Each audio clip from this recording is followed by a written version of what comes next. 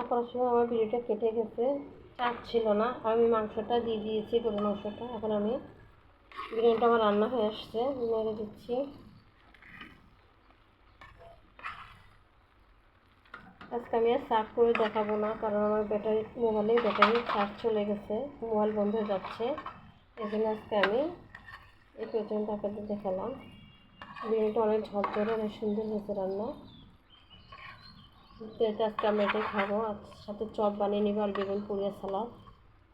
আপনারা সবাই ভালো থাকবেন, আর আমার রান্নাটা কেমন হয়েছে বলবেন, কমেন্ট করে জানাবেন। কার কার ভালো লাগছে রান্নাটা অবশ্যই কমেন্ট করে জানাবেন। আজকে এই পর্যন্তই, সবাই ভালো থাকবেন।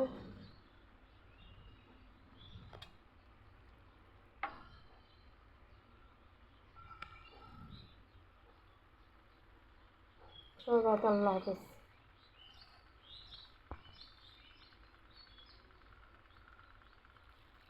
আরেকবার নেড়ে দিচ্ছি।